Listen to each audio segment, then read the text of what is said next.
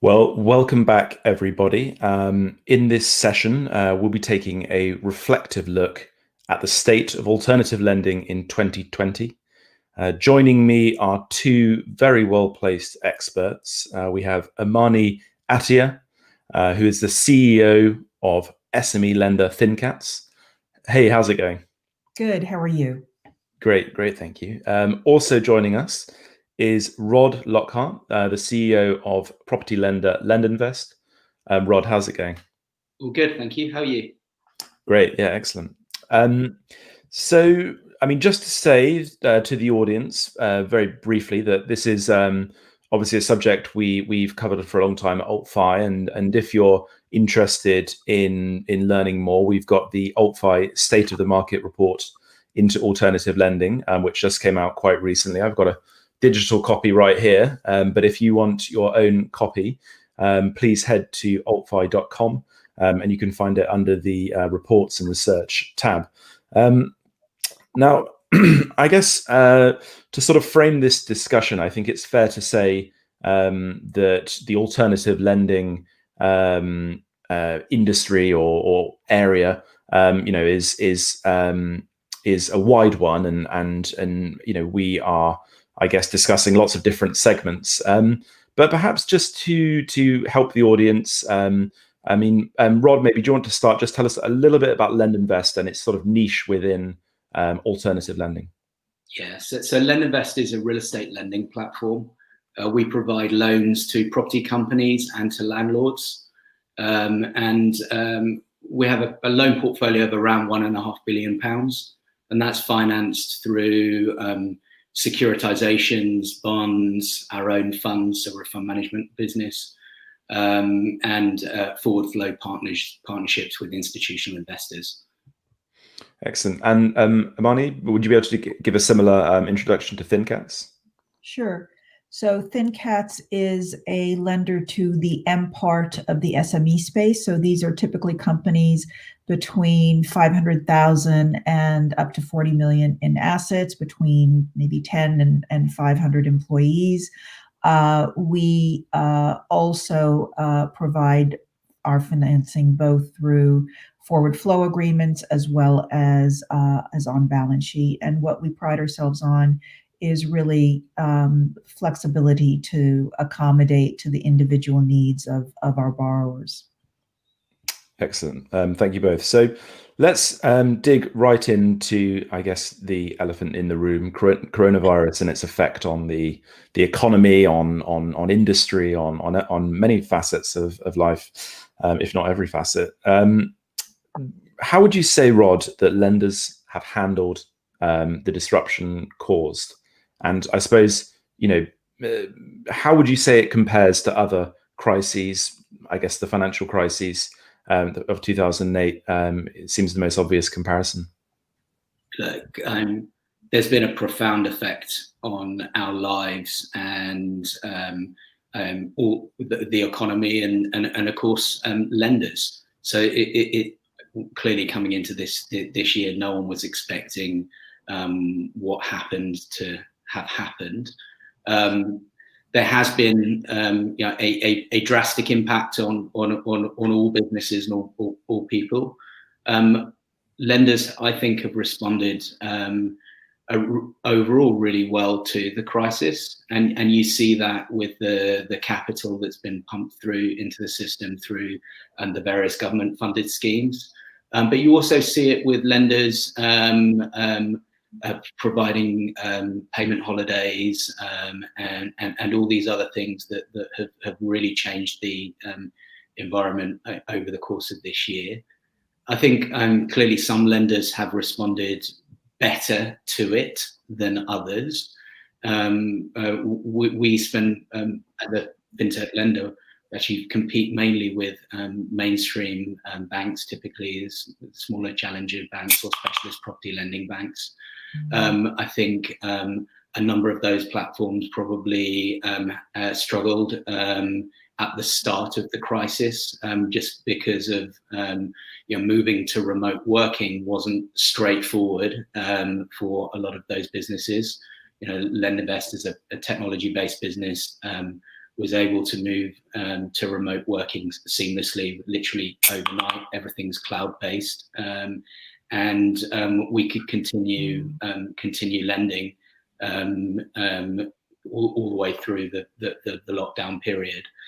So I think, I suppose, the agility of fintech based lenders has definitely helped.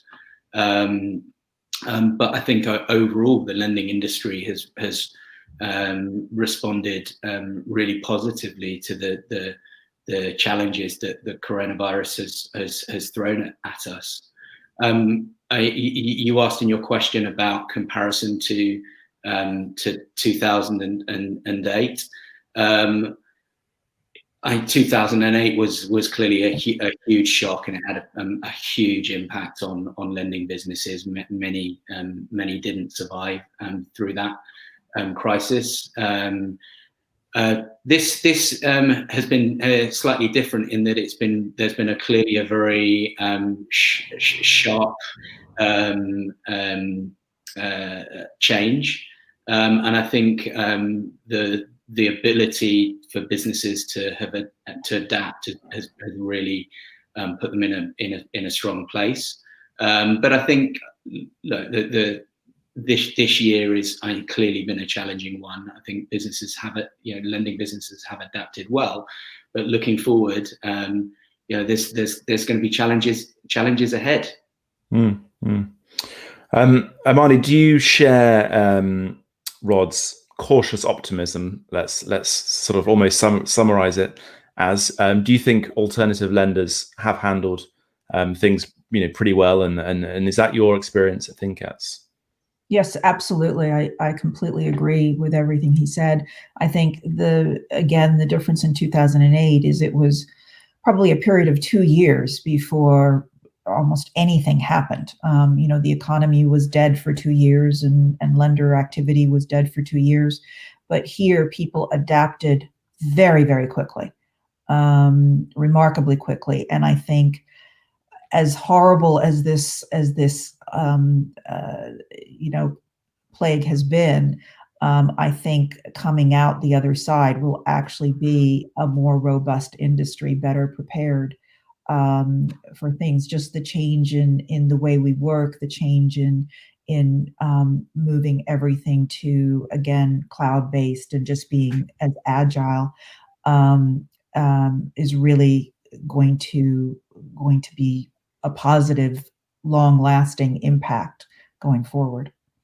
I mean, it's interesting, isn't it? Because it was a common charge, I guess, sort of, labeled on the sort of alternative lenders, on peer-to-peer lenders, marketplace lenders as well, that the sector sort of was waiting for its first big challenge, through some sort of recession or financial crisis, and it does seem to be that so far things have sort of been handled pretty well. Obviously, it's early days, though. As Amani, you mentioned it, 2008 crisis really was this sort of more 2-year period, with things sort of setting in, and I guess a bit more glacially.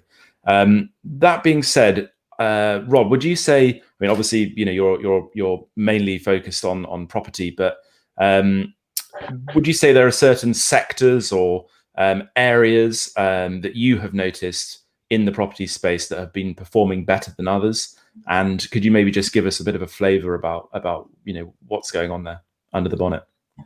Yes, so clearly different ways of thinking about performance. But first of all, in terms of I suppose loan book performance, I'll give you some comparison. So one of the types of lending that we do is buy-to-let mortgage lending, and the buy-to-let mortgage space has performed very well through this crisis so far.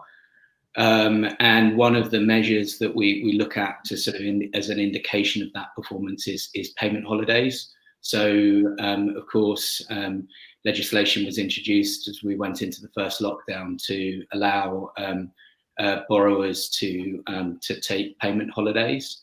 And I suppose as an indication of the distress of the underlying portfolio, the risk to the cash flows in the underlying portfolio, payment holidays gives us sort of quite a good indicator. And we've noticed on the buy-to-let side, in comparison to longer-term standard residential mortgages, that payment holidays have been materially lower. So at their absolute peak for us, our payment holidays were less than 5% of our book. Now it's essentially negligible. And in comparison to that compares to some residential lenders where payment holidays got to 20-30% of the book. So and that's just within one particular area, and probably an indication of the underlying book performance. Another area is perhaps development. So development lending was an area where we clearly assumed when we're going into the crisis that's where we were holding probably the most amount of risk.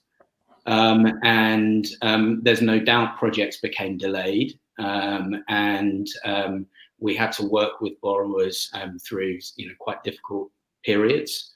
But what's happened subsequently is, because the residential property market has been so strong over the last few months as we came out of lockdown, we're getting much higher levels of loan repayments than we would have anticipated.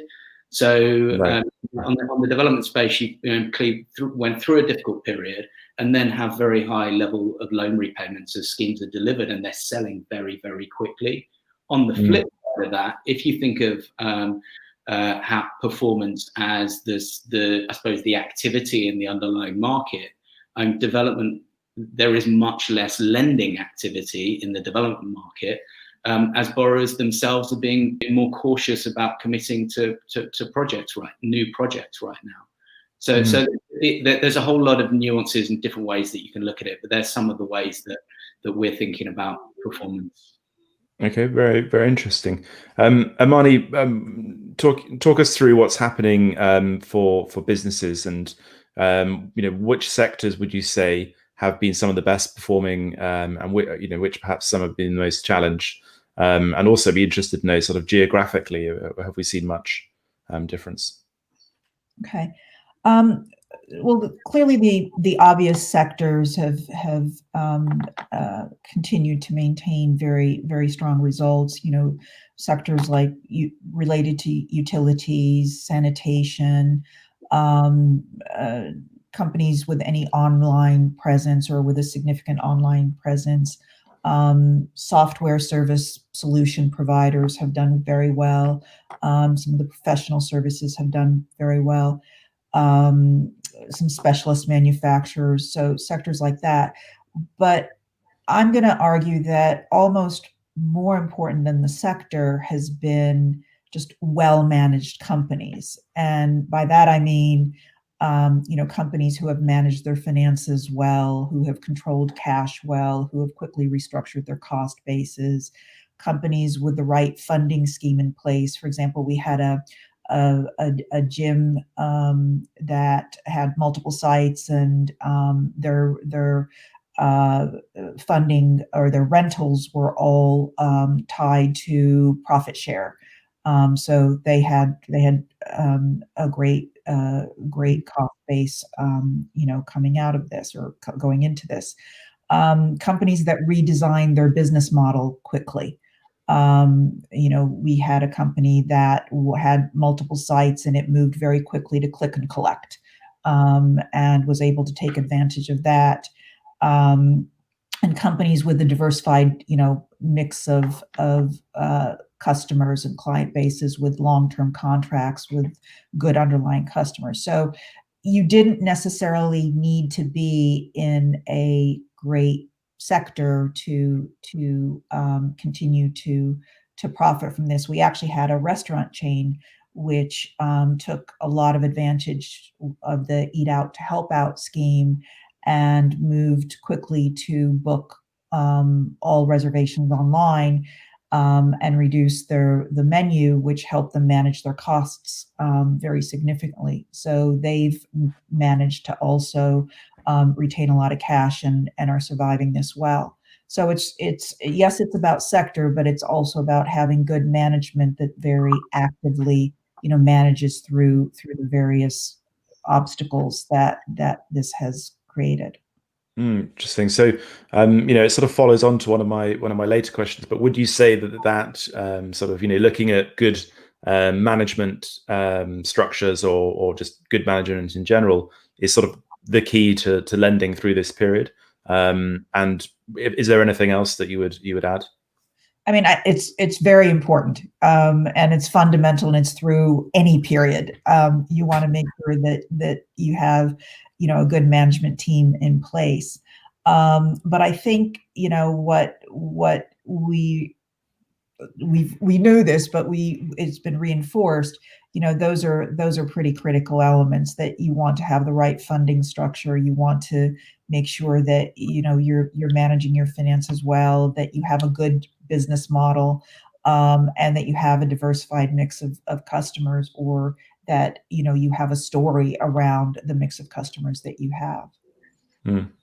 Rod, what would you say is the key to lending in this period?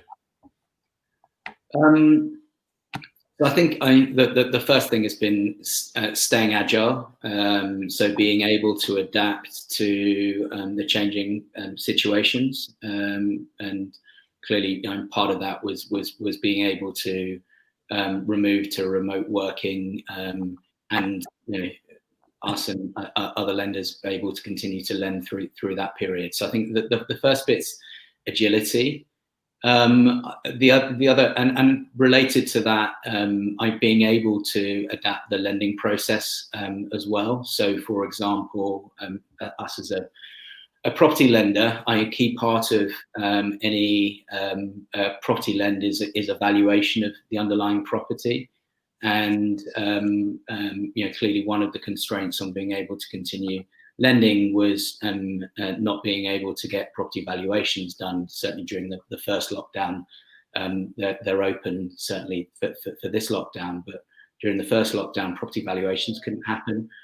So one of the things that we switched to for some of our lending products was desktop valuations, and so I think lenders that have been able to adapt quickly, I think, are the ones that clearly been able to sort of, I suppose, gain the most market share through this period. So for me, probably adaptability and agility.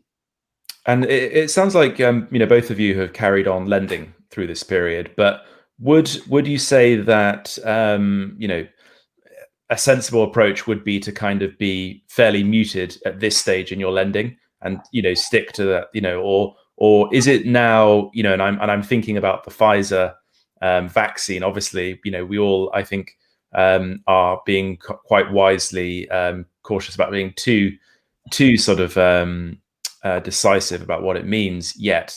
But do you think at the moment it is a time for being, I guess, a bit muted in your lending volumes, Amani? I think it's a time to make sure that we are assessing the credits carefully and well. We want to make sure that these companies are viable and have sufficient capability to withstand additional shocks. While we obviously all hope that this is coming to an end soon, we don't know. So I think whenever we look at credits, we want to make sure that they have sufficient cash, certainly to withstand additional shocks, and also long-term viability. But there are also opportunities out there. We know a lot of our borrowers are looking at the environment and saying, well, there may be opportunities to pick up acquisitions or to pick up companies that maybe haven't managed themselves as well and grow market share. So, we're going to continue to lend, but we're going to make sure that, every single one of our underwrite is an appropriate underwrite. Rod, what are your thoughts? Yeah, look, from our perspective, we decided to took a conscious decision to continue lending, even through the first part of the first lockdown, when clearly there was a huge amount of unknown.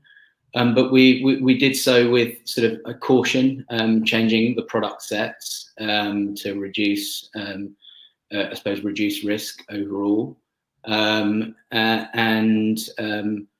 look, with property lending, I mean, we're pleased we did, because whilst we certainly weren't planning it, it's transpired that the property markets probably 4% up for this year, which is to me slightly crazy, but it's, that's the reality of where we are in the residential property space. But I think what was important to us was to continue to have a product set in the market, continue to be able to serve brokers, continue to be able to serve borrowers, but recognise that there's a huge amount of unknown ahead, and we had to try and pick a product set that we felt would perform given the challenges ahead.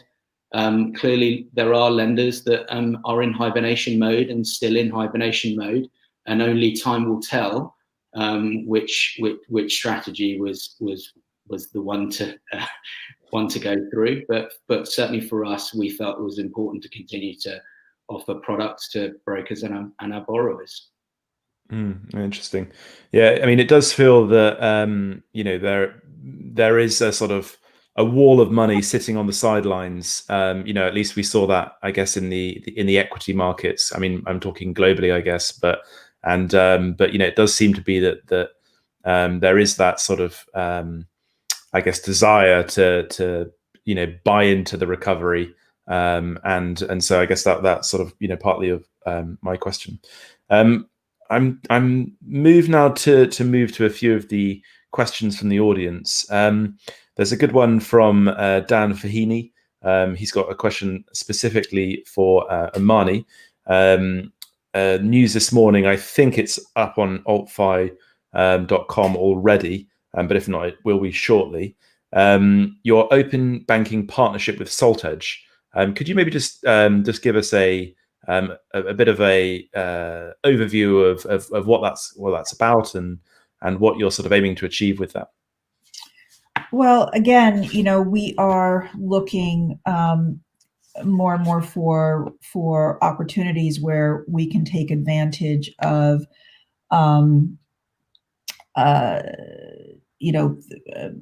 people out there that we can partner with to make us either more efficient or smarter about how we underwrite and how we do our business. So we are working on we partnered, for example, with Encino to bring in their platform, which has helped us. And we're partnering with people like SaltEdge and others, again, to be able to use what's out there to enable us to make our decisions in a more informed way.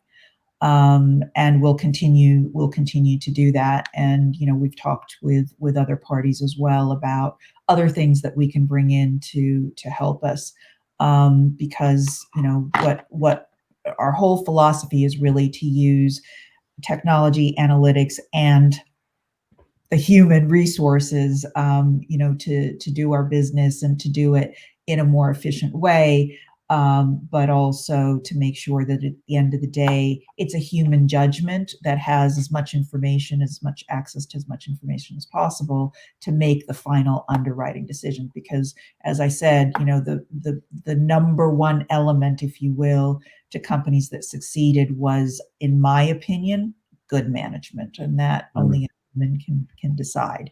But other elements that we can bring in, we will absolutely bring in. Rod, any sort of new tech that you guys have been looking at? You talked about, you mentioned some around viewings and things like that, but open banking, is that something LendInvest is involved with? Yeah, we've been using open banking for some time, and it has been fantastic. So what open banking does for us is allows us to cut down the questions and answers that go back between lender and broker and borrower. I'm asking to validate various bits of information. And with open banking, we can do that without having all those emails and phone calls and messages. It has been fantastic so far. We just wish there was greater adoption. So it would be fantastic if more borrowers were comfortable using it, if more brokers were comfortable advising borrowers to use it. because look, certainly from a operational perspective and the slickness of the lending process, it is making and will make a better lending experience. So open banking is something that we're really behind and do see as being a significant part of the future of lending. Emmanuel, I can see you nodding your head, and I should just add that we do have a special panel on open banking and lending coming up, so it's perfectly timed. Just before we sort of close, there's a good question from Brendan Gilmore. Have borrowers used cheap B-bills and bounce back loans and C-bills debt to refinance more expensive debt from ThinCat/LendInvest? And does this imply that defaults have just been postponed rather than prevented? Who wants to start with that one? I'll start. Yeah. We've been very active in the CBILS program, and I don't think so. I think at least all the lending that we've done under that program, I think borrowers have used it for the intended purposes of it. The